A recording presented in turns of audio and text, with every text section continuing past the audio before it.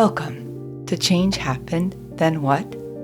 For the next month, I'm bringing you a different kind of story. A collection of winter tales from around the world. Stories that have been carried through generations, shaped by culture, faith, tradition, and the simple human need to understand the darker season of the year. There's something about this time of year that invites us to slow down and listen a little differently. The nights grow long, the world grows quiet, and the season itself seems to ask us, what do we carry with us into the dark? And what helps us find our way back to the light? For generations, people across every culture, every landscape, and every faith have answered those questions with stories. Stories shared around fires and candlelight. Stories whispered in temples and kitchens and small winter homes. Stories passed from voice to voice, season to season, heart to heart. In this special collection, I'll be sharing 8 of those winter tales, each one from a different corner of the world, a different tradition, a different way of understanding this cold and tender time of year. Some come from ancient myth, some from history, some from legend, but all of them carry something unremarkably human, because when you listen closely, you start to notice a thread running through them, the desire to belong, the need for hope, the belief that light always returns, and the truth that we are held by each other, by memory, and by something larger than ourselves. These stories remind us that even though we come from different walks of life, different cultures, different religions, we still are shaped by the same longing for warmth in the winter, for meaning in the dark, and for connection in a world that can sometimes feel divided. And maybe if these ancient winter tales can meet one another so gracefully, if their messages can overlap and echo across oceans and centuries, then perhaps we can see that reflected in our own lives too. Perhaps we are more similar than we are different, if we only take the time to look, if we take the time to listen. So, wherever you are, early morning with a warm cup in your hands, late night when the house is still, or somewhere in between, I invite you to settle in, breathe a little deeper, and let these winter stories meet you exactly where you are, because winter has always been the season of storytellers, and the stories we share in the dark are the ones that help us find our way back to the light together. I'm your host, Heather Holt, and this is your Holiday Story Series.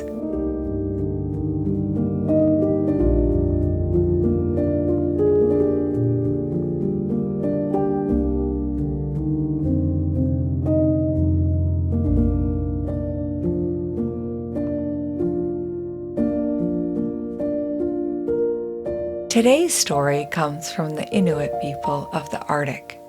Communities who have lived for thousands of years in some of the most breathtaking and unforgiving winter landscapes on Earth, in a place where the sun disappears for long stretches of time and darkness becomes a season of its own. The night sky holds a special kind of power. It is a companion, a guide, and sometimes a storyteller. Among these northern communities, stories were not written down.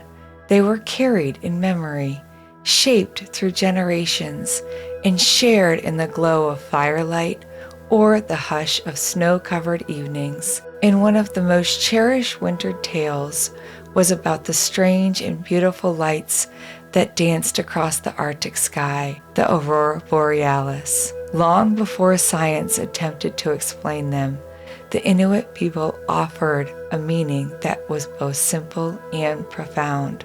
The northern lights were the spirit of loved ones who had passed on, not distant, not gone, just living in a different sky. They moved the way joy moves.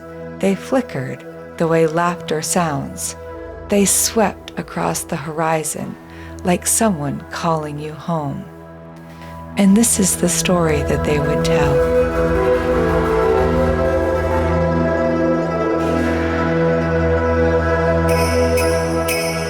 They say long ago, in a village tucked along the frozen coastline, there lived a young boy who feared the long winter darkness.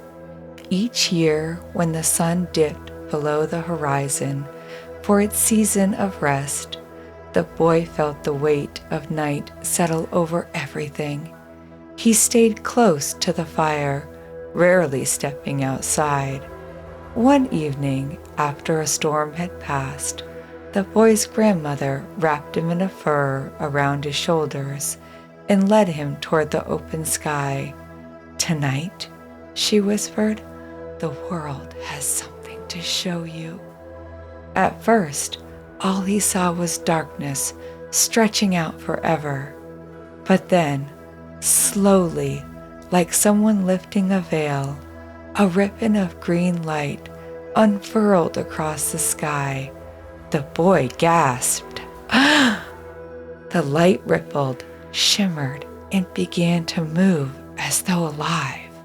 More colors joined in: soft purple, pale white, a trace of blue, weaving and circling above them like dancers. His grandmother smiled.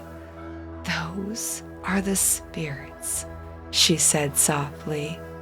"Our family, our ancestors, playing their game across the sky."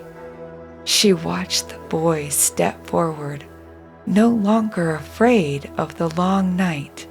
The lights brightened, drifting in acres of color that looked almost playful, as if greeting him. The boy raised his hand toward the sky, and in that moment, a sweep of green light stretched across the horizon in answer to his unspoken hello. From that night on, the boy welcomed winter, because in the deepest darkness, the sky would dance, and he knew he was never alone.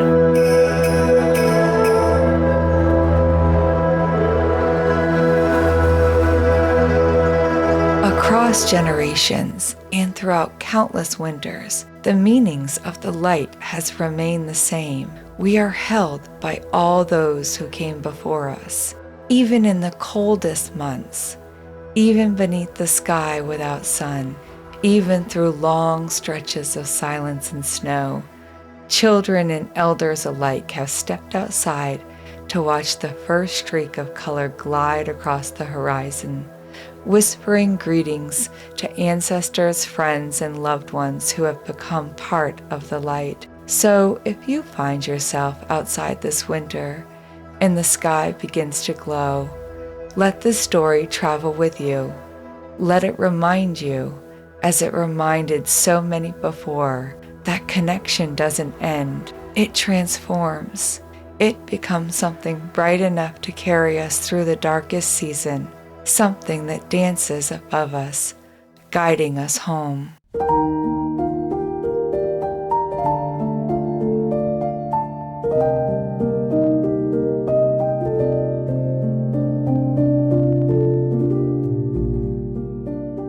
Thank you for spending a little time with me in this winter story. I hope it brought you a moment of warmth and spark of wonder, or a reminder that light has a way of finding us, even in the quietest seasons.